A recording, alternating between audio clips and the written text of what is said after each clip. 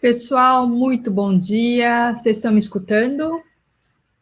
Vocês podem dar um alôzinho aqui no chat, por gentileza, quem estiver escutando. Bom dia.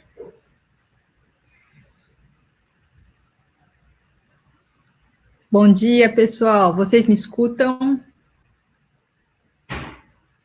Podem sinalizar aqui no chat para mim, por gentileza?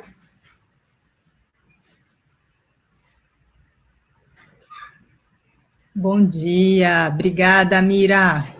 Então, pessoal, muito bom dia. Hoje eu estou aqui, vou interagir com vocês no curso Técnica de Entrevista para Contratação. Como selecionar pessoas com convicção, coisa super importante, né? Este é mais um curso que faz parte do movimento Todos pela Construção. Todos pela Construção é uma corrente do bem que tem a iniciativa da ABCP, do Sebrae e da ConstruLearning, que é uma joint venture entre a Eto Soluções e a ConstruLiga. Eu sou Eliana Taniguchi, sou da ConstruLiga, né, uma das fundadoras da ConstruLiga, mas hoje eu vou apresentar o curso aqui da professora Cláudia Domingos. Antes de começar, vou falar um pouco do currículo dela, né, para vocês verem o background e como vocês podem explorar a Cláudia aí no bom sentido. A Cláudia, ela é head de uma iniciativa que chama Liga Jobs, que é da ConstruLiga. Ela é coach de carreira, consultora de RH autônoma e professora convidada do curso de pós-graduação Real Estate e Construction Management da FAAP. A Cláudia tem mais de 20 anos de experiências em recursos humanos, tendo trabalhado por 12 anos no segmento da construção como coordenadora de RH da HTB Engenharia e Construção, que era a antiga Rotif, né, que todo mundo conhece. A Cláudia ela é formada em psicologia pela USP, ela é pós-graduada em administração de recursos humanos pela FAAP e tem formação complementar em personal e professional coaching, com especialização em career coaching pela Sociedade Brasileira de Coaching. Então, Cláudia, seja muito bem-vinda. E aí, agora o espaço é com você. Boa aula. Obrigada, Eli. Bom dia a todos, bom dia, alunos. Espero que a gente possa ter aqui uma meia hora, 40 minutos de um tema interessante, um tema que eu lido há muitos anos, né? Eli falou que eu já tenho mais de 20 anos de experiência e há mais de 20 anos fazendo recrutamento e seleção através desta técnica, que é uma técnica que inclusive, eu aprendi com engenheiros, não aprendi com psicólogos, por isso ela é uma técnica bastante objetiva, bastante assertiva e baseada em coisas que a gente vê, coisas concretas, né? Coisas que a gente realmente consegue medir. Né? Então, vamos começar, vamos falar um pouquinho de como é que a gente seleciona pessoas através desta técnica.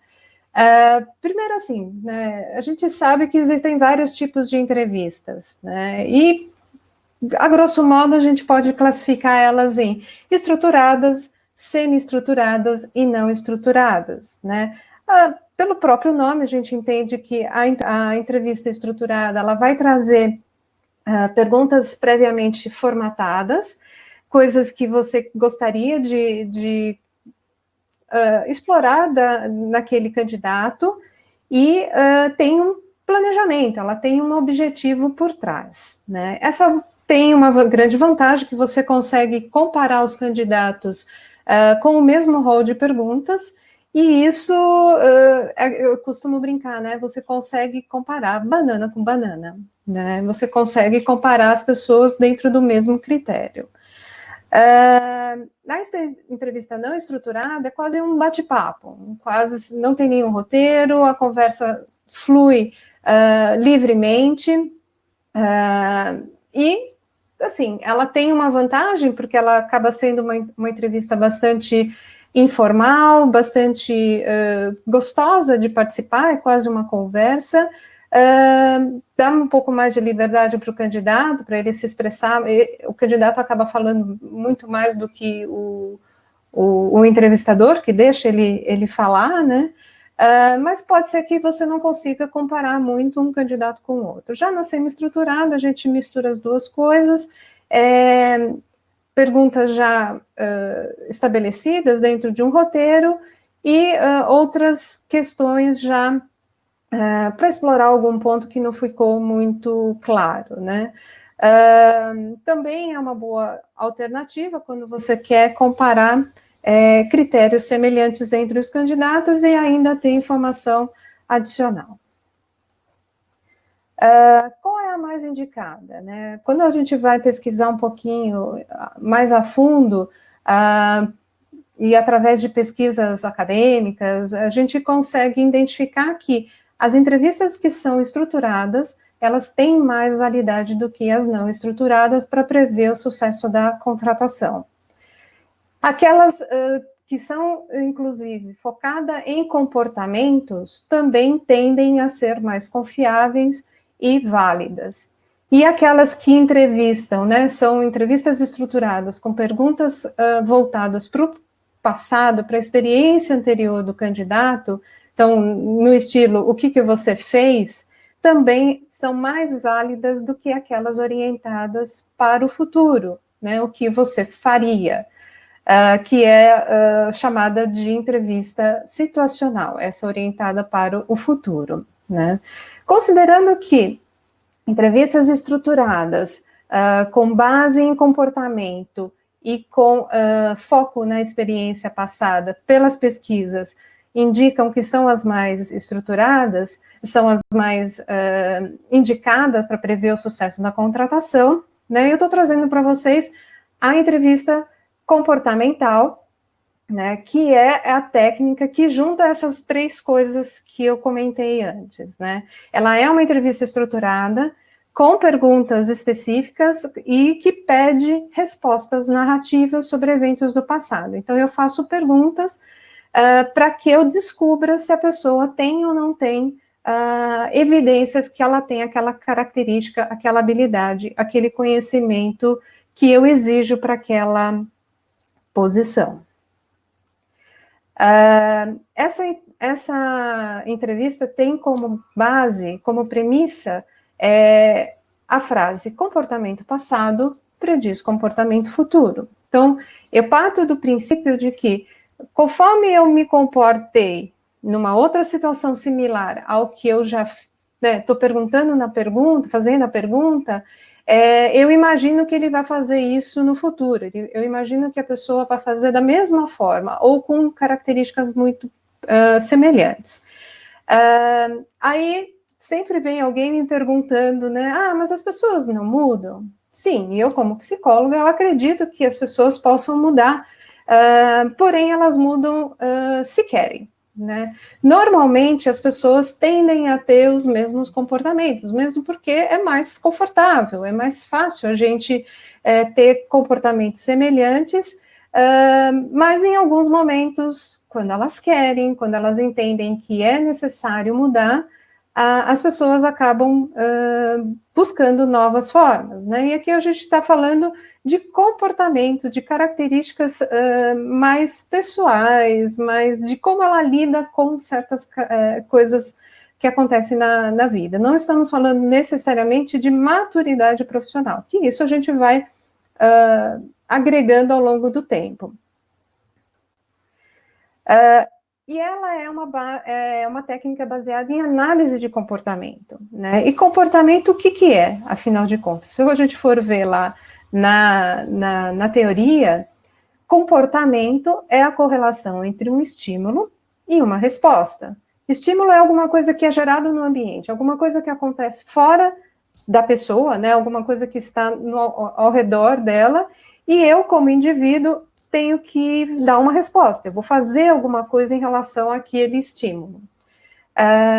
É uma atividade que pode ser observada, então você vê as pessoas se comportando ao longo da vida e das relações que a gente tem, e também pode produzir uma mudança no ambiente. Por exemplo, eu posso pegar meu mouse e botar do outro lado do meu computador. Isso é um comportamento simples, óbvio, mas que vocês viram eu fazendo isso e que teve uma alteração. O mouse foi de um lado para o outro. né? E, lógico, comportamentos durante a vida, durante as relações de trabalho, elas são mais complexas que isso, mas eu quero trazer aqui é que você consegue ver, é tudo que a gente vê das pessoas, então as ações, as reações, as emoções, o pensamento, a fala, tudo que a pessoa traz, a gente consegue classificar como comportamento. E para a gente montar uma entrevista, a gente pode separar ela em 4 etapas, né? A primeira etapa é levantar o perfil. Você precisa saber o que você quer contratar. Sem o perfil, você não tem como estruturar a sua entrevista, né? E aí o perfil, vou falar daqui a pouco, mas ele tem que abranger tudo, de aspectos comportamentais e aspectos técnicos daquela vaga. Você tem que criar a lista de perguntas, né? Você para pensar o que você quer conhecer daquela pessoa e criar um roteiro. Aí você já está com a entrevista pronta, já tem o perfil mapeado, e agora você vai sentar na frente do candidato e começar a obter os exemplos comportamentais, tudo que ele tem para responder aquelas perguntas que você fez. Então, a gente vai ver como fazer isso.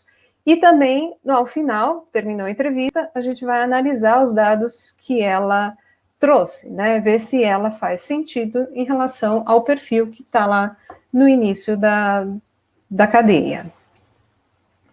Quando a gente fala de perfil, a gente tem que considerar tudo que é necessário para aquela pessoa desenvolver aquela atividade, né? Então, eu estou falando de perfil profissional, que vai explorar tanto a experiência, o que ela deve conhecer já de antemão, a formação acadêmica, se precisa ter algum curso extra, algum conhecimento específico, alguma certificação, alguma habilidade específica, e, eventualmente, alguma exigência legal. Então, vamos dizer, eu vou contratar um engenheiro de segurança do trabalho e ele precisa ter a formação legal, né? Ele está habilitado legalmente para exercer aquela função, por exemplo.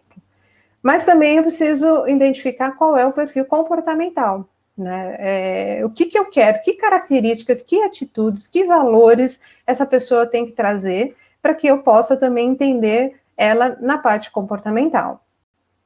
Os outros itens têm muito a ver com o que você também vai passar para o candidato, né? Então, as condições de trabalho, o que ele vai fazer, quais são os valores da empresa, quais são as responsabilidades que ele tem que ter, quais são as entregas desejadas, o que você espera que ele entregue, né? Para investigar se ele tem condição de atender a sua necessidade.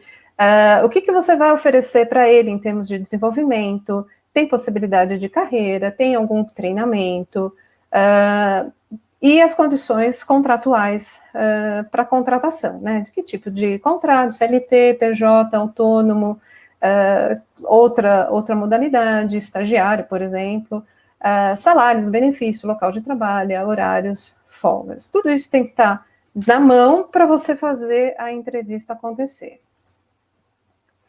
E como é que a gente cria a lista de perguntas? A gente primeiro tem que estabelecer perguntas que investigam o comportamento passado. E como a gente faz isso?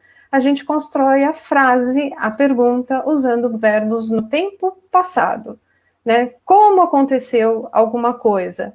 E o como vai fazer a diferença. Não se ele sabe ou não executar aquela atividade, mas sim, a gente parte do princípio que ele sabe, mas como? Né? Eu posso executar uma determinada atividade de um jeito e o meu colega de outro. Então, o importante é entender como. E isso, para mim, é fundamental. Tem que ter um roteiro com as perguntas que investigue os elementos da vaga. Né? Já falei, eu tenho mais de 20 anos fazendo isso e eu não consigo fazer nenhuma entrevista se eu não sento e escrevo as perguntas que eu quero fazer. Isso me dá mais segurança para não esquecer nenhum item do perfil e também me deixa a entrevista mais organizada, né? Você monta o roteiro de forma mais organizada. Por exemplo, aqui eu trouxe um exemplo de um roteiro que eu fiz recentemente de uma entrevista de gerente de obra, né? Eu listo todas as perguntas que eu quero, né, aquilo que era importante para aquele perfil naquele momento, sempre começo com uma pergunta mais ampla, pedindo para que ele faça um resumo da carreira, e depois eu vou pegando ponto a ponto do perfil, montando, por exemplo, me fala como é que é a tua experiência, como foi a sua experiência em gestão de obra, né? Quais eram as áreas que estavam sob sua gestão, como era a sua rotina, me detalhe o tipo de obra que você já atuou, que conhecimentos você tem, me fala um pouquinho da sua experiência passada em gestão de pessoas. Então, eu vou puxando da pessoa a questões mais objetivas da experiência e do comportamento dela, ok? Por exemplo, né, quais perguntas eu poderia ter numa entrevista como essa, né? Para explorar questões de experiência técnica, por exemplo. Você pedir para que ele explique em detalhe como ele executava determinadas tarefas. Como você faz para fazer fazer fluxo de caixa? Como você faz para executar uma determinada atividade dentro da obra? Como é que você planeja a obra? E aí pedindo detalhes, pedindo para que ele explique, eu usava a ferramenta A, a ferramenta B, de que forma, e vai explorando. Se você já tem as características pessoais que você quer dessa pessoa, essa primeira pergunta é muito para a questão técnica, as outras têm muito mais a ver com comportamentos genéricos, coisas que acontecem no dia a dia, né? Então, por exemplo, conte um grande problema que aconteceu no seu trabalho e era sua responsabilidade resolver. Na resposta dessa pergunta, você vai ver, por exemplo, iniciativa, se a pessoa... como é que ela lida num momento de pressão, né? Problema sempre é pressão. Como é que ela lida, né? De fato, às vezes até com criatividade, ou não, foi buscar coisas mais acadêmicas para resolver o problema. Então, que forma que ela lida com aquela situação? Outra pergunta, quais obstáculos você lidou no seu último emprego? Então, você consegue entender o que foi mais difícil, como é que ele lidou com aquela situação para superar aquela dificuldade.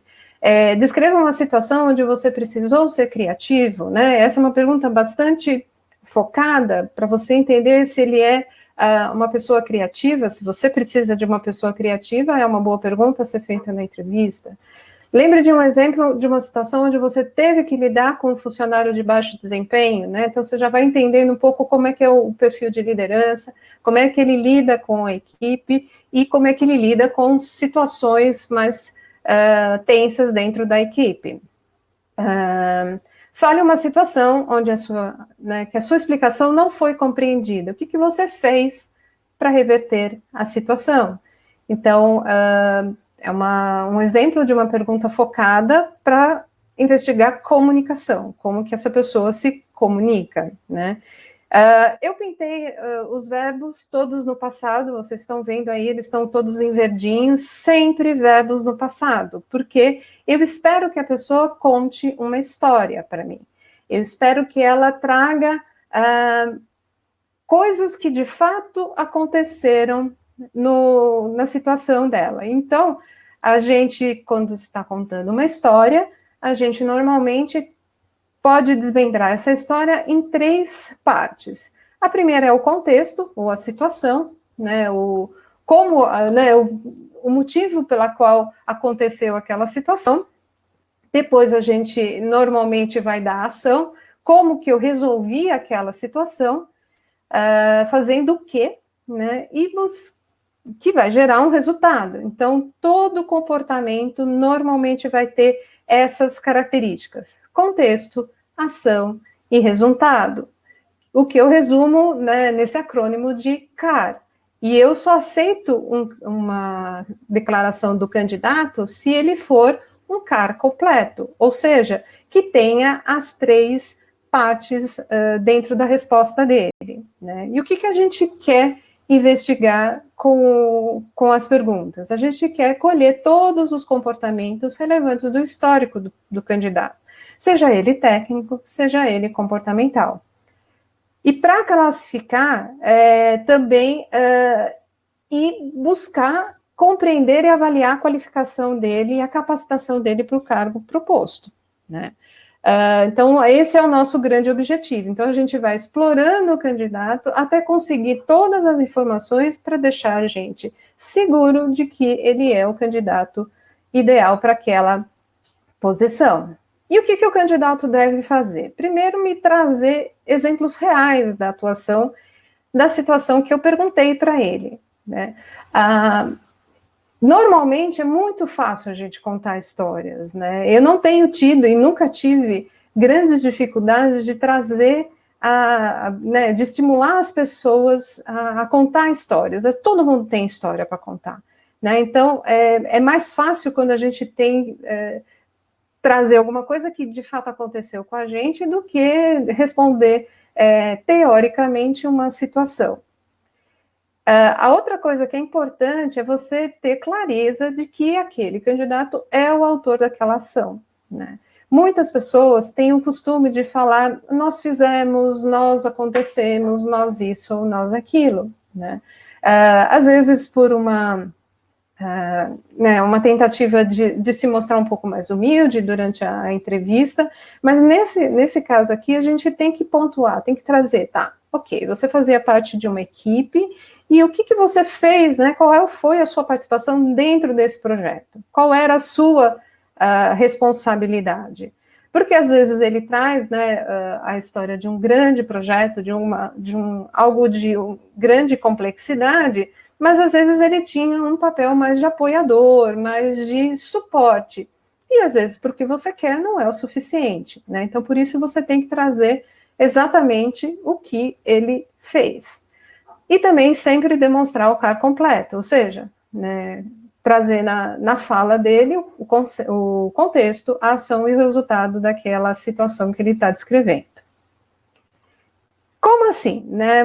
Aqui eu trouxe um exemplo de uma pergunta e de uma possível resposta. Essa é uma resposta que provavelmente algum candidato me deu ao longo do tempo, mas eu estou trazendo aqui como um exemplo, tá? Então, a pergunta era, conte-me uma situação onde foi preciso esclarecer algo para evitar problemas no futuro.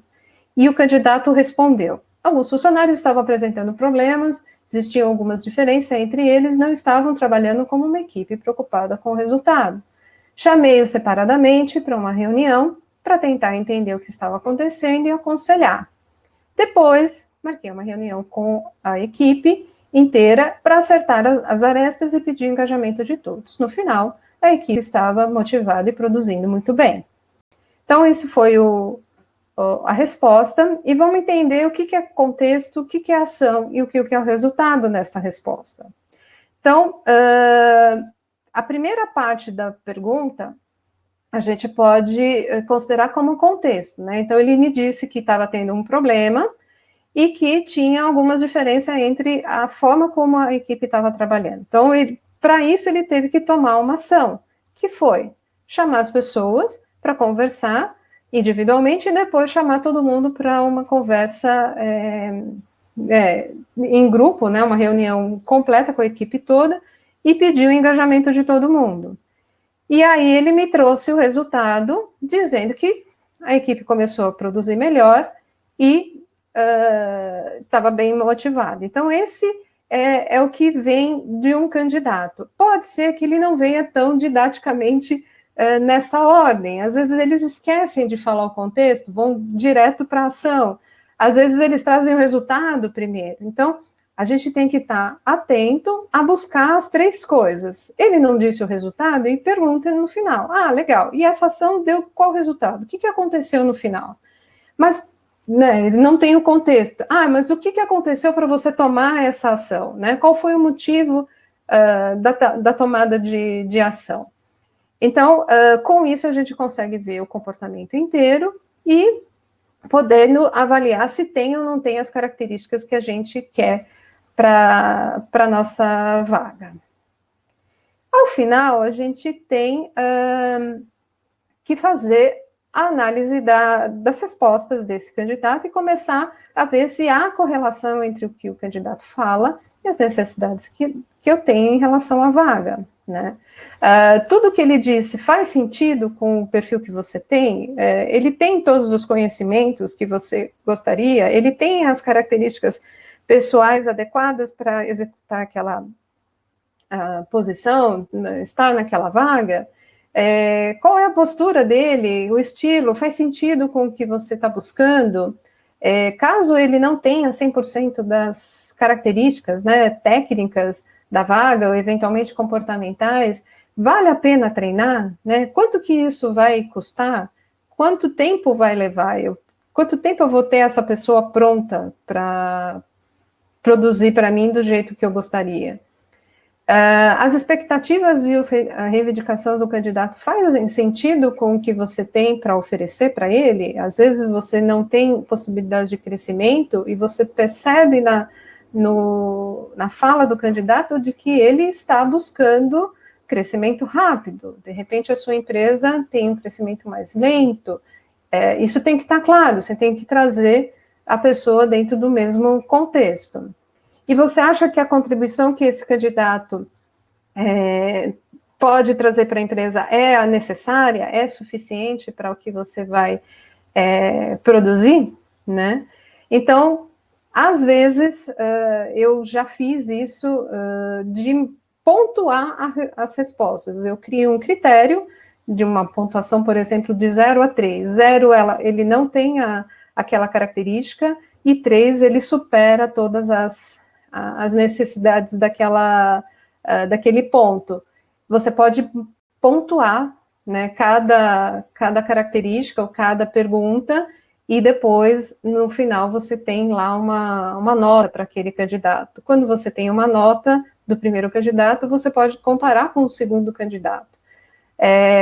E esse critério, né, é muito amplo, cada um tem o seu. Eu normalmente faço de 0 a 3, porque acho que é uma forma mais simples, mas pode ser um tiquezinho, 2 tiquezinhos, um xizinho, ele não tem a característica, um tique ele tem, e 2 tiques ele supera, e assim por diante. Ok? O que eu tinha para falar é isso, né? Gostaria agora de saber se alguém tem comentários, se alguém gostaria de fazer alguma pergunta.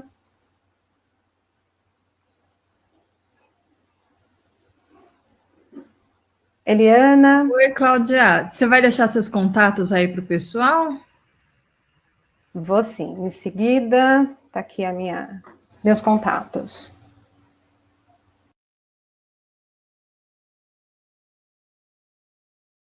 Eliana, alguma pergunta? O público tem? Tenho sim, Cláudia. Obrigada pela sua explicação, foi muito didática, super boa, né? Vamos lá, eu tenho algumas perguntas, mas vamos priorizar aqui os nossos participantes. A Soraya, grande beijo, ela também atua na área de RH. Ela faz a seguinte pergunta: como você trabalha a sua identificação, a empatia, como profissional da área, nessa proposta de entrevista e de avaliação de perfil? Empatia. Bem, empatia é um negócio que eu acredito muito, muito, muito. Faz parte desse treinamento, quando eu dou ele inteiro, né? Ele é um treinamento que tem normalmente 4 horas. A gente lidar com o aspecto empatia. A gente tem que se colocar no lugar do outro. A gente tem que ter cuidado com o candidato, né? Porque normalmente o candidato está numa posição frágil, tensa, buscando trabalho, mesmo que ele esteja empregado, sempre é uma atividade complicada. Então, a gente tem que cuidar muito bem dos nossos candidatos. Então, eu sempre faço um quebra-gelo no início da entrevista, né? Se a entrevista foi presencial, eu sempre faço a pergunta: pegou muito trânsito, né? Como é que está o tempo lá fora? Se é aqui no ambiente virtual, a gente, né, e aí, como é que está a vida, como é que anda a pandemia, né, como é que você está lidando com isso, até para a pessoa deixar, né, a adrenalina baixar um pouquinho e conseguir trazer as respostas. Eu normalmente começo falando de aspectos técnicos e depois eu sigo para os aspectos comportamentais, porque eu acho que é mais fácil a pessoa falar de questões técnicas do que falar de comportamentos, né? Então, quando ela já está lá no meio da entrevista, ela está mais calma, eu consigo entrar na questão de mais delicado, podemos falar de família, podemos falar de comportamentos, coisas que aconteceram. Bacana. Cláudia, o Felipe fez uma pergunta que eu também sempre me faço. Tem realmente um perfil ideal para uma vaga? Tem, e ele depende do que o requisitante quer. Né? Não sou eu, como selecionadora, que decido, não sou eu, como RH, que decido, mas ele tem um perfil, sim, porque ele tem a ver, esse perfil tem a ver com o que o requisitante quer, né? Com o estilo que essa pessoa gostaria de ter na sua equipe, tem a ver com as estratégias da empresa. Não adianta eu querer ir para um lado e trazer candidatos que estão focando outras coisas, então eu tenho que alinhar as duas coisas, candidatos e a estratégia da empresa, e tem muito a ver também com cultura, né? Empresa tem cultura, e a gente tem que respeitar isso, porque não dá match. Se eu sou, por exemplo, vou pegar um exemplo clássico que a gente conhece de mercado, Ambev. Ambev traz uma cultura muito de grande competição. Se eu trago um candidato que não consegue lidar com essa pressão, provavelmente ele não vai se adaptar, né? Então, eu tenho que trazer pessoas que façam match com o ambiente da empresa também. E existe perfil ideal? Sim, aquele que a empresa deseja. Agora tem uma questão, Cláudia, que assim, às vezes eu sou um gestor e nem sempre sou eu que faço a primeira peneira das pessoas. E tem muito mais, assim, tem a cultura da empresa, mas as empresas são formadas por pessoas. E às vezes a pessoa tem um perfil que é o ideal, né? Tem o fit da empresa, enfim, mas ela não tem liga comigo. Será que a pessoa, o chefe, também não tem que ser entrevistado antes para poder fazer essa avaliação da liga? Sim, e esse é um cuidado que a gente, né, olhando a minha profissão como selecionadora, eu tenho que ter. Eu não posso selecionar alguém para mim, eu preciso ter em mente o perfil do meu requisitante, desse gestor.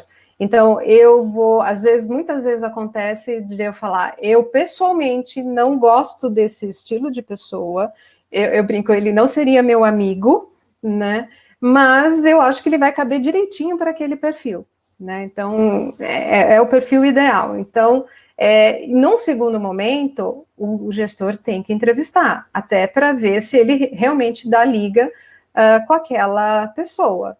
Então, eu faço o meu trabalho, eu entrego algumas pessoas para o requisitante, normalmente, né, varia de 2 a 4 pessoas, normalmente o trabalho do RH é assim, ou de uma consultoria de RH, e o gestor decide entre aquelas 3, 4 pessoas, aquele que tem mais a ver com o estilo dele. Mas eu entrevisto o gestor, eu entendo que o gestor tem como características, e dentro daquele perfil ideal, o perfil do gestor faz muita diferença, né? Então, sim, eu tenho que fazer o match das duas coisas. Tá certo. A Natasha fez uma pergunta aqui também que é interessante, né? Às vezes a gente entrevista alguém que tem uma habilidade verbal muito boa, e ela é cativante, envolvente, te conta histórias muito bacanas, e às vezes ela pode falar acima do que ela é, ou às vezes ela pode mentir sobre as informações. Como é que você reconhece isso, Cláudia? Como a gente está falando de contar histórias, e histórias normalmente você tem que voltar, né, na tua memória para buscar as informações, a tendência é que você traga informações corretas, informações que de fato aconteceram, porque você começa a puxar por detalhes, né? Você vai, mas como é que você fez isso? Me conta direito. Como é que você faz determinado trabalho, né? Então a pessoa às vezes muito bem treinada para fazer entrevista, mas nessa técnica a gente consegue pegar principalmente pelas incoerências, né? Se a pessoa traz no início da fala uma determinada coisa e depois ela muda, provavelmente aquilo não é o que de fato aconteceu, né? Então, essa é uma das técnicas que diminui um pouquinho a possibilidade da pessoa mentir. Ela elimina completamente? Não, não elimina. Né? Não existe técnica de entrevista que elimine 100%, acho que só com aqueles aparelhinhos de detector de mentira junto na entrevista, mas entrevista mesmo, sempre vai ter, a gente vai ter que confiar que a pessoa está falando minimamente a verdade. E olhe lá quando você coloca o detector, porque tem gente que já consegue driblar isso, hein, Cláudia? Agora, é assim, você falou que a gente vai aprofundando algumas questões para ver se a pessoa em algum momento entra em contradição, né? Agora, eu posso, no meu roteiro, também deixar estruturado coisas que perguntem as mesmas coisas de forma diferente, que é uma maneira de ver se ela dá as mesmas respostas ou se ela muda, não? Sim, essa é uma boa estratégia. E também, além de você perguntar sobre o mesmo tema de maneira diferente, você pode também perguntar o lado negativo daquilo. Por exemplo, se você quer saber como é que a pessoa negocia, né? A gente está fazendo a contratação de um comprador, né? Então, compradores negociam volumes, negociam contratos, negociam valores daquele montante.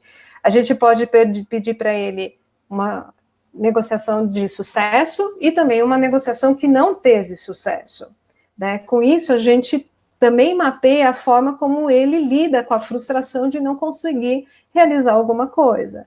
Então, me traz aspectos de bons resultados e resultados que não saíram conforme você gostaria, né?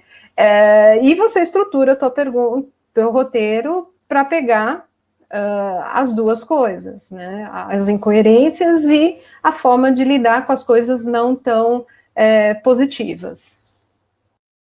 Porque ninguém gosta de falar o negativo, né, na hora da entrevista. Todo mundo é lindo, perfeito, maravilhoso. E o Lupercio fez uma pergunta muito relacionada a isso. Ele pergunta assim, você nunca pergunta os pontos negativos que o entrevistado tem? Sim, nesse sentido, né? Resultados que não foram positivos, negociações que não deram certo, ideias que ele sugeriu e que não deu liga com a empresa. Então, eu pergunto sim. Normalmente eu faço. Ela é, de fato, normalmente muito positiva, mas pelo menos tem 2 ou 3 perguntas para falar do lado negativo. Mas eu não faço aquela clássica pergunta, me conte 3 defeitos e 3 qualidades. Esse tipo de pergunta eu não faço. Não faz parte da metodologia, e também eu acho que não me traz muitas características, né? Traz aquela coisa que a gente aprendeu, né? Eu vou falar, o meu defeito é que eu sou extremamente perfeccionista e acaba virando um defeito, né? Então, as pessoas aprendem. Eu tiro os negativos do discurso, né? Vou dar um exemplo que de fato aconteceu de uma contratação que eu fiz há muito tempo atrás. Eu perguntei para a pessoa como é que ele lidava com a equipe, e ele logo de cara me trouxe alguma coisa assim, eu sou um pouco truculento. Aí você fala, oi? Como assim truculento? Não, eu sou firme com a equipe, eu exijo muito, né? Então, quando ele usa truculento, é uma palavra forte. Então, ele não é só um cara exigente, ele é um cara difícil de lidar, né? Então, aí já acende a luzinha vermelha e a gente começa, opa, aqui pode ser um problema. Se eu não tenho esse ambiente, né? Em outros ambientes, ser truculento é necessário, né? Naquele ambiente onde eu estava selecionando, ser truculento não seria uma característica tão positiva assim. Bacana. Cláudia, engraçado que hoje de manhã eu estava lendo um artigo e ele falava justamente da forma de fazer perguntas. E o tempo verbal, embora seja um detalhe, ele é muito importante, né? Como você bem colocou. Então, eu estava lendo que quando você pergunta no futuro, a pessoa coloca muito do seu desejo e não da sua experiência. Então, pode acabar vindo coisas maravilhosas, enfim, coisas que a gente gostaria de construir, não necessariamente vai conseguir, né?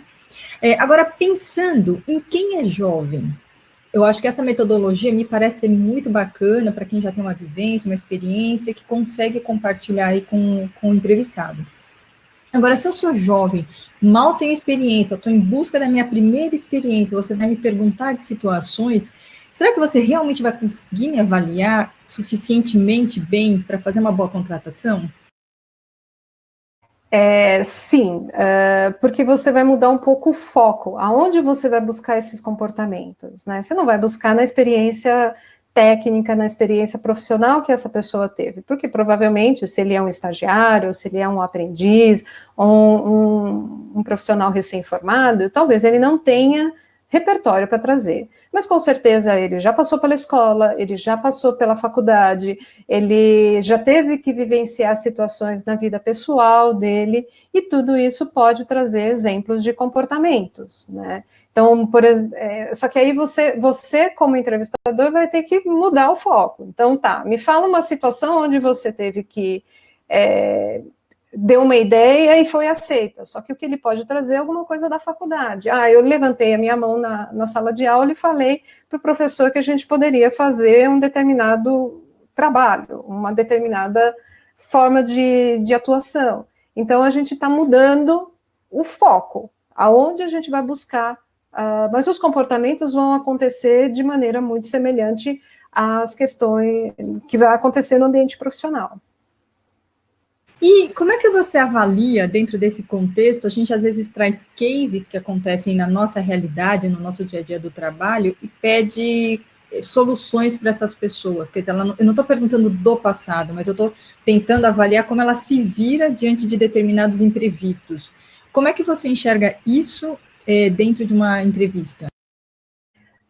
Aí a gente está falando de uma outra metodologia, né? Eu posso trazer, por exemplo, situações de simulação, né? Que não é exatamente essa metodologia de perguntar coisas do passado, mas que continuam trazendo informações de comportamento. Então, por exemplo, eu posso colocar a pessoa diante de uma tarefa para que ela me traga a solução para aquele problema. Normalmente eu faço esse tipo de prova em dinâmicas, né? Quantas vezes eu fiz simulação do que a pessoa vai fazer? Então, por exemplo, ele é um vendedor. Eu peço para que ele venda alguma coisa para mim, né? Então, ali eu estou vendo os comportamentos. Não é do passado, mas é a forma como ele aprendeu ao longo da vida a lidar com aquela situação.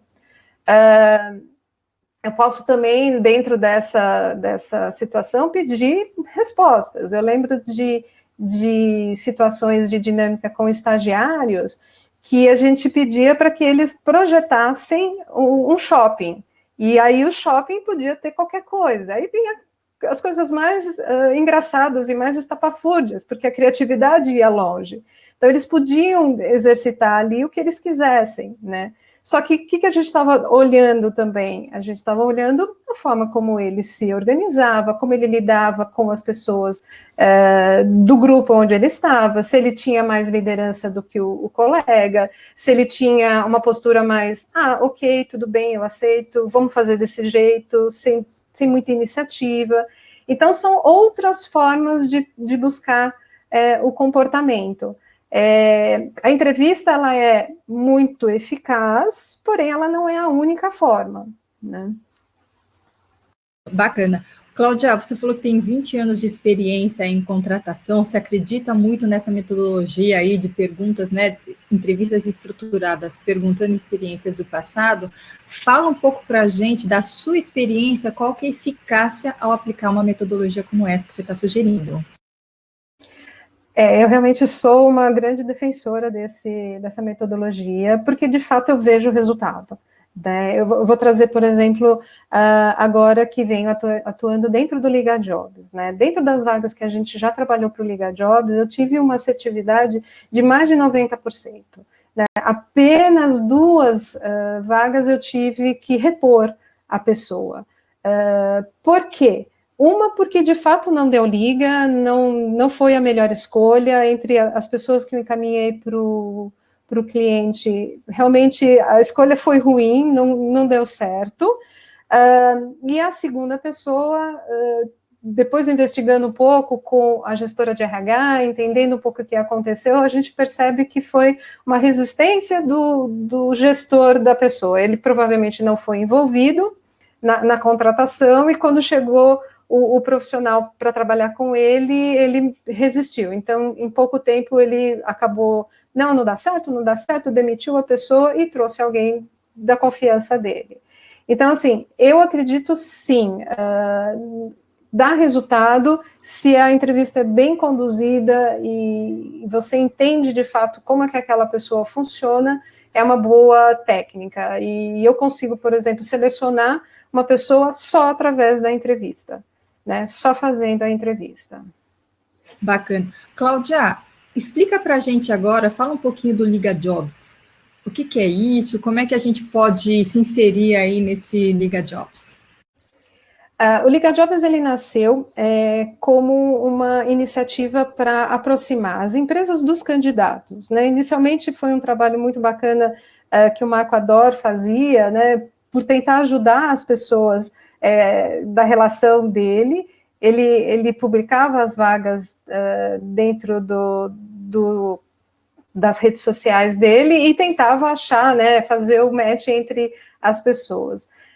Depois, isso foi crescendo, foi tendo a necessidade de alguém com uma experiência um pouco mais voltada no assunto, e apareceu eu, né, e a gente vem fazendo essa parceria já há algum tempo. Então, eu trago a minha experiência de recrutamento e seleção de construção para ajudar as empresas a acharem os seus colaboradores, né? A gente tem um banco de dados muito grande já, onde a gente consegue captar pessoas com diversos perfis, e, né, às vezes, né, volume significa resultado, então a gente consegue, dentro do volume, identificar as pessoas com as características mais adequadas para aquele negócio, e a gente consegue trazer, por causa da experiência em construção, a assertividade, né? Porque eu não preciso que me expliquem o que é fazer projeto, o que é executar uma obra.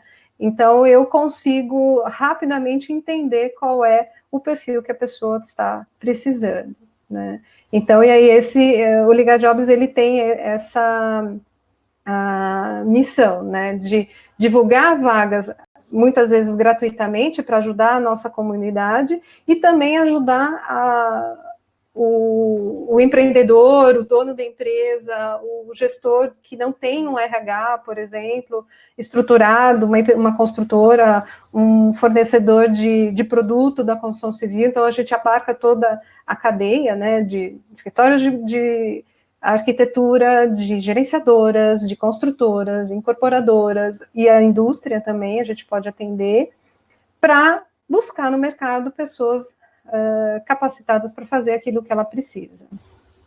Legal, então fica a dica aqui. Recrutadores e candidatos, Liga Jobs é uma ótima ferramenta, porque ela é específica para o setor da construção, né? Isso mesmo. Então, tá certo. Então, pessoal, a gente vai encerrando por aqui. Agradeço aqui a presença e participação de todos, da Claudinha. Esse daqui foi mais um curso do movimento Todos pela Construção. A gente tinha uma proposta de fazer 100 cursos online e gratuitos de 60 minutos em 2 meses. Eu não sei se você sabe, Cláudia, mas você é o curso 101. Então, eu soube, eu fiquei muito orgulhosa. Então, a gente passou a meta, a gente dobrou, né? A gente não dobrou, mas a gente vai oferecer mais de 100 cursos, dado o sucesso, e a gente percebe que tem aí uma necessidade, uma demanda aí por maiores conhecimentos, e por outro lado, a gente tem várias pessoas que querem compartilhar aquilo que já sabem, né? Então, esse movimento é uma iniciativa da ABCP, do Sebrae, e também da ConstruLearning, que é uma joint venture entre a ConstruLiga e a Eto Soluções. Nossos cursos ficam todos disponíveis, são gravados e ficam disponíveis no YouTube, e não percam, acompanhem aí os próximos cursos, porque ainda essa semana vão ter vários cursos, e semana que vem também vamos ter mais cursos. Cláudia, para fechar, dê aí um seu recado matador, recado final aí para a turma que está assistindo. Eu quero deixar aqui a importância de fazer uma contratação com qualidade, né? Por quê? Contratar errado significa gastar dinheiro, né? Significa tempo, significa investir dinheiro numa pessoa que não vai atender, e significa ter que demitir essa pessoa, então você vai pagar uma rescisão, significa que você vai contratar uma nova pessoa. Então, assim, contratar certo faz diferença, e eu estou trazendo uma forma de minimizar esses problemas. Então, eu gostaria de deixar aqui o meu recado da importância de fazer uma contratação bem feita. Tá ótimo, então. Cláudia, muito obrigada e tenham todos um bom dia e uma ótima semana. Tchau, tchau, gente. Você tá muda, Cláudia? Obrigada pela oportunidade e eu fico à disposição se alguém tiver alguma dúvida, precisar de algum apoio. Tá certo. Tchau, pessoal. Bom dia. Tchau, tchau.